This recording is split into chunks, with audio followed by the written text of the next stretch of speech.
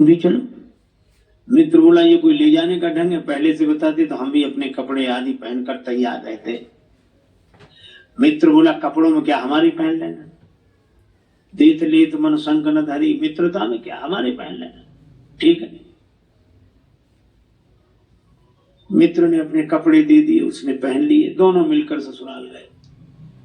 अब वहां लोगों ने बड़ा स्वागत सत्कार किया। पड़ोस में बैठने के लिए गए तो एक ने पूछा, बहुत दिन बाद आए, आपकी बड़ी प्रतीक्षा हो रही थी, आपके आने से बड़ा अच्छा लगा, लेकिन ये आपके साथ कौन है? अब उन्होंने परिचय देना शुरू, हमारे मित्र हैं, बहुत अच्छे आदमी हैं। बोले कहां जा रहा? हमने कहा ससुराल। हमने कहा तुम भी चलो। बोले कपड़े नहीं, तो कपड़े भी हमारे ही पहने हैं। मित्र बहुत अच्छे। अब मित्र को बड़ा बुरा लगा। एकांत पाकर मित्र ने कहा मैं तो जा रहा हूं, तुम्हारे जैसा हमने आदमी नहीं देखा। लोग हमारे बारे में पूछते कि कपड़ों के बारे में, तुम कपड़ों के बारे में काहे को बताते हो? अरे बोला अब क्षमा करो, गलती हो गई, अब नहीं बोलूंगा।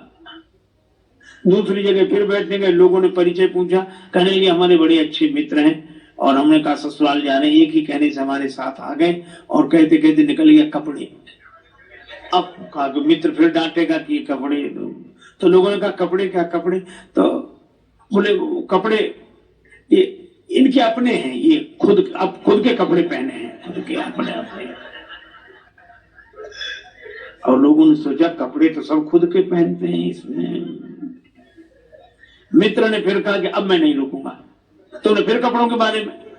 तो कहा हमने तो तुम्हारे ही बताए। तो बताए क्यों? लोग हमारे बारे में पूछते कि कपड़ों के बारे में। बोला अब मैं कहूंगा ही, बिल्कुल नहीं कहूंगा। मित्र फिर रुक गया। पर तीसरी जगह बैठने गए, लोगों ने परिचय पूछा कि आप तो बड़े अच्छे हैं, आपके साथ हमारे मित्र हैं, बड़े प्रेमी हैं, एक ही कहने से हमारे साथ आए, और इनकी जितने गुण गाए जाए सब कम है, लेकिन क्षमा करें हम कपड़ों के बारे में कुछ नहीं कहना चाहते। अब फिर कपड़े, अब भीतर भरे कपड़े। हम जो चीज खाएंगे डकार में गंध भी तो उसी की आएगी। तो भीतर जो भरा हो वही बाहर दिखेगा। निराकार हूं मैं न साकार हूं, भक्त की भावना से तदाकार हूं। भक्त मुझे जिस दृष्टि से देखता है वो उसी दृष्टि से मैं दिखाई पड़ता हूं। अपने भाव के अनुसार भगवान का दर्शन होता है। सब भगवान को अलग अलग रूपों में देख रहे हैं, अलग अलग भावना से देख रहे हैं। कोई प्रेम से भर रहे हैं, कोई भय से भर रहे हैं। ये भी दे रहा जाए जिस भाव, जिसको जैसी भावना रहे। राम जी से अधिक राम जी के दास की महिमा मैंने एक संत के मुख से सुना था। एक बार एक दंपति पति पत्नी मेले में गए। अब मेला में उनका मेल बिछुड़ गया। ऐसा भीड़ का रेला, पति एक तरफ पत्नी एक तरफ। अब दोनों एक दूसरे को ढूंढे। तो ऐसे मौके का फायदा उठाने वाले लोग चूकते कहां? राम जी का मंदिर था सामने।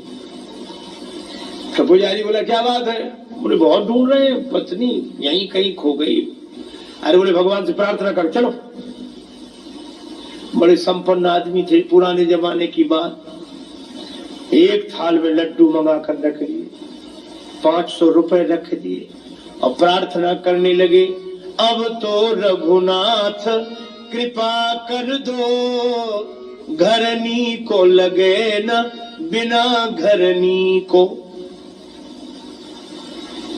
अब सामने हनुमान जी का मंदिर था, वो अलग। हनुमान जी के मंदिर के पुजारी ने सोचा कि इतने लड्डू और रुपया सब उधर ही जाएगा, इधर आता तो ठीक रहता। तो वहीं से बैठे बैठे बोला सेठ जी वहां क्यों चले गए? यहाँ आओ। इशारे से बोला यहाँ आओ। सेठ जी थाल ले आओ इते, कर दे ये कृपा जो लला अंजनी को। हनुमान जी के पास ले आओ, काम बन जाएगा।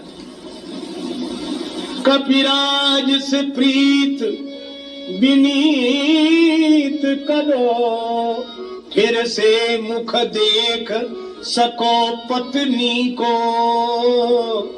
सेठ जी बोले कैसी बात करते हो, हनुमान जी तो सेवक है, राम जी तो इनके स्वामी है, हम सीधे स्वामी के पास पहुंचे। सेवक के पास आने की क्या जरूरत है, राम जी कर सकते सब कुछ। अरे बोले सेवक स्वामी की बात छोड़ो, अपने अपने विभाग की बात है, ये काम उनसे नहीं बनेगा। क्या क्यों नहीं बनेगा, राम जी सब कुछ कर सकते तो मेरी पत्नी को भी खोज सकते। हनुमान जी के मंदिर का पुजारी बोला कि जाने दो, तेरी त्रिया को मिलावे कहा, जो पतो न लगाए सके अपनी को। तुम्हारी पत्नी क्या ढूंढेंगे, उनकी भी खो गई थी तो यही गए थे ढूंढने। और उसने तो अपने मतलब के लिए तर्क दिया पुजारी, और सेठ जी के मन में बात जम गई। हनुमान जी के मंदिर पर आए, सचमुच उनकी पत्नी भी आ गई वहीं दर्शन के लिए। सबके मुख से निकला कि भाई विनोद में ही सही, पर राम ते अधिक राम कर दासा। हनुमान जी की आज भी पूछ है, लेकिन ये पूछ है क्यों? क्योंकि जास हृदय आगार बसई राम सर चाप धर। अभिमान हृदय में रखने वालों की पूछ नहीं रहती, भगवान को हृदय में रखने वालों की पूछ रहती है। ये विचार